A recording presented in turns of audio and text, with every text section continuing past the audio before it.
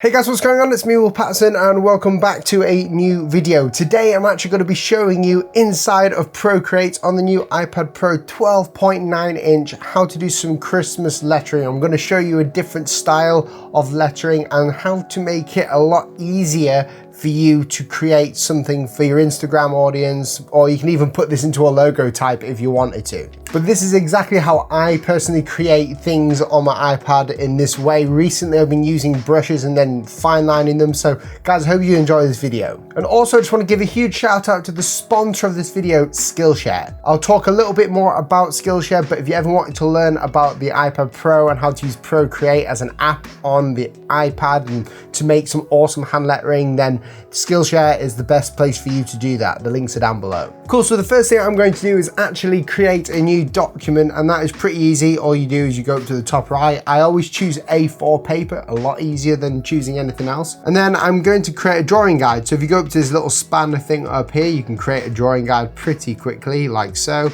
And then we're going to edit this, or we might not even edit it because we're writing the word Christmas. Now all I'm going to do is actually write the word Christmas, and we're going to go over it. And I want to show you a really easy way of doing this within Procreate. Now, if you don't know, Ian Barnard and Stefan Kuhns create some amazing hand lettering resources for the Procreate on the iPad Pro. So all I did was I bought them. I'll leave a link down below where you can get these brushes, but I'm using Stefan's chalk brush here, which is really cool. It's really nice and textury. Looks like a chalk brush, as you can see right there as I'm playing with it. And all I'm going to do is write Christmas, and we're going to do it in a nice little font here, and we can do it as like rough as we really want it to be, but I'm going to try and get it to a certain standard. But I like this sort of bold look for Christmas with the little flares at the end, and all I'm doing is I'm pushing pressure down and then I'm releasing the pressure and bringing it back up.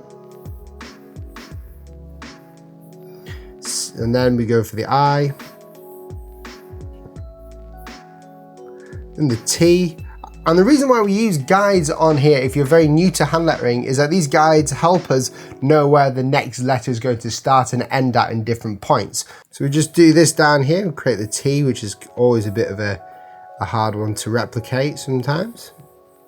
And the M is basically a bunch of N's and things like this.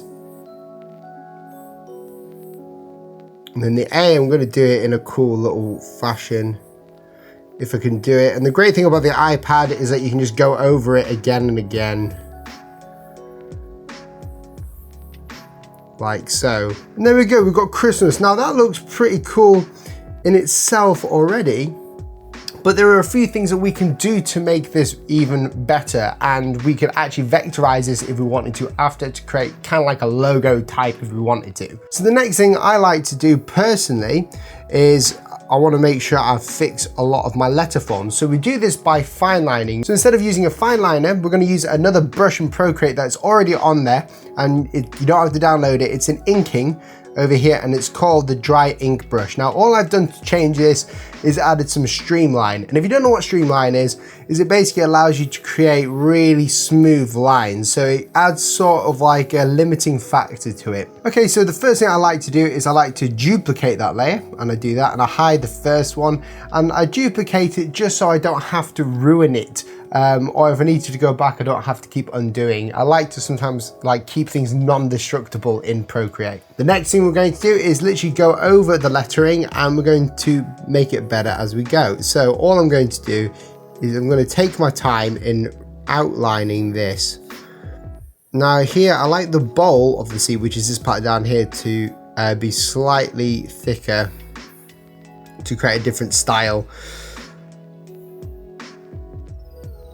And then over here, we can do this. We can fix this up around here. Again, none of this has to be ridiculously accurate because we can always go over it. It's the iPad, but it's good practice just to make things as accurate as possible. As you can see here, there's a few issues, so I'm just going to double tap and get my eraser. The eraser that I'm using is just the pencil eraser. It's just the same pencil brush that I normally use. And as you can see, there's very quick change. This is what I like about the iPad. You can make a lot of changes very quickly. And the cool thing about lettering or inking is that there's a sort of like an art to inking your work. Now the best way to ink your work is when you've got such like a straight line, such as this part here of the H, you want to be able to push away. And then when you've got a curved line, such as this C here, you want to pull towards you. So with this, I'm going to push away because it's kind of a straight line and it helps me keep that straightness. And I could push away if I wanted to, again, by just flicking this around. And this just gives us really nice line work. And this works within real pencil and paper as well. Let me do this as well. Obviously, it's a bit easier for me because I've done this for a while. So if yours doesn't look exactly like this, it's absolutely fine. You don't freak. I always feel like Bob Ross when doing things like this. I mean, come on, everyone loves to watch Bob Ross. Who doesn't watch Bob Ross when they're designing stuff? And there you can see I'm just ironing out and basically putting down where I want the lines and using it kind of like tracing paper. Now what we can do after this is once you've done all of the line work is we can use a different brush again, and the brush that I like to use is the artistic brush for wet acrylic, and we basically just like kind of cover it. You can use other ones, like in my store I've got a few brushes on there. You can make your own brush to fill it in. You can go to Ian and Stefan's stores if you want. They have loads of different kind of brushes. Again, I'll link everyone's stores in the description below so you know where to get the brushes. But this is probably the easiest way, is just to use the artistic brush at first. Then we go back to inking for the dry ink brush. And we basically repeat this process. We just keep going along, creating the lettering as we would like it and ironing it out, which means that there's no pressure to create something really nice or cool. And if you're like me and you struggle with lettering on something that feels like glass, like the iPad Pro is glass, you can get a paper-like screen protector as well. And I'm going to talk a bit more about that in my iPad Pro review video, because it's one of the lifesavers when you're needing something with a bit more traction. You can even hear me drawing on the paper like here. Now the only thing you need to remember with lettering like this is that you want to keep everything as consistent as possible, but not computer generated consistency. It's not a logo, it's more of hand lettering. It's supposed to have like a bit of imperfection in it because it's good fun, and that's what gives it the Christmassy feel. Okay, so we've outlined it all, and all we need to do now is go into the artistic brush again and just fill out every single one as you would like. And you can do this in whatever color you wish as well. Just making sure that you change the size every now and then to make it the best size for you. But if you like the texture as well, we can fix that later on by getting a bit more texture inside the lettering. And the reason why I'm using the dry ink brush to actually outline this is it makes it look a lot like more natural for hand lettering. If you want something that looks so much cleaner, I would suggest to go for like the airbrush. Okay, so now that you've filled most of your lettering in, or all of your lettering in, the next part of this is that you'll probably see you've got a few mistakes inside of there that need to be rectified. So all you do is you go into your eraser panel up here, and using the pencil, I just use the technical pencil large. I basically just go over it and erase things, because it does not work like a normal eraser. It works like a brush, like you were drawing. So erasing on here is so accurate that you can use it to refine.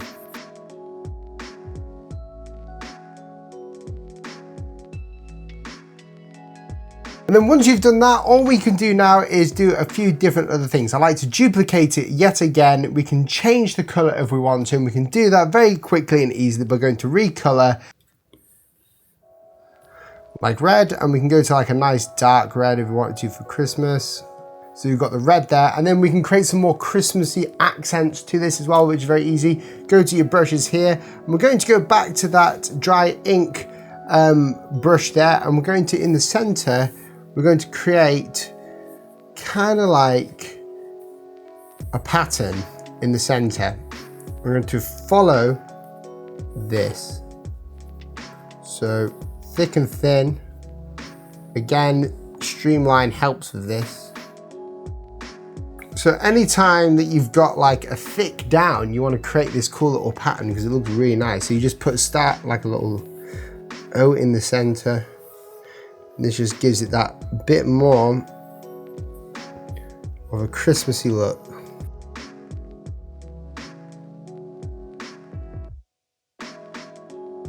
Now I'm going to show you one last thing that you can do to make this really look cool for your Christmas lettering, and you can do this on paper as well, but it's mainly on the iPad. But before that, I'm going to talk to you about a sponsor, Skillshare. If you don't know what Skillshare is, it's a website where you can learn from the top creative professionals in any fields, from cooking to business to design to hand lettering to Photoshop.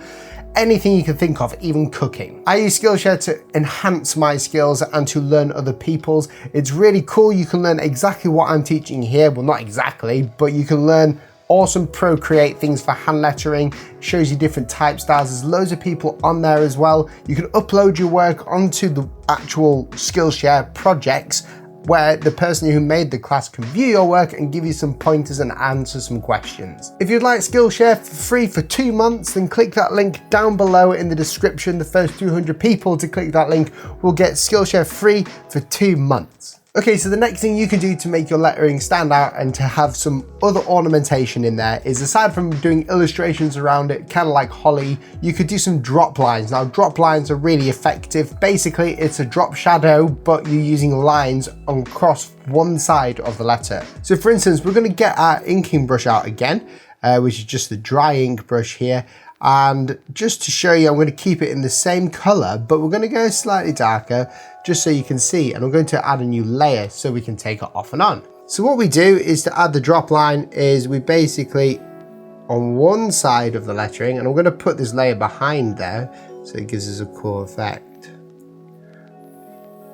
On one side of the lettering, on each side, we're going to do a line like so, at the same distance away, following the curvature of the lettering. You can see, so all on this side here. We're going to do that all the way around. What this allows you to do is create a cool effect, because it's like a pattern again. And you can go really over the top of lettering like this because it is Christmas, why not? But as you can see, I'm not doing it to any other sides of the lettering, I'm doing it only to the one side where the shadow would be cast. And I'm trying to keep it as correct as I can. When you get into these small crevices here, it can be a bit of a difficult one to do, but all you do is you just follow the rule and apply it.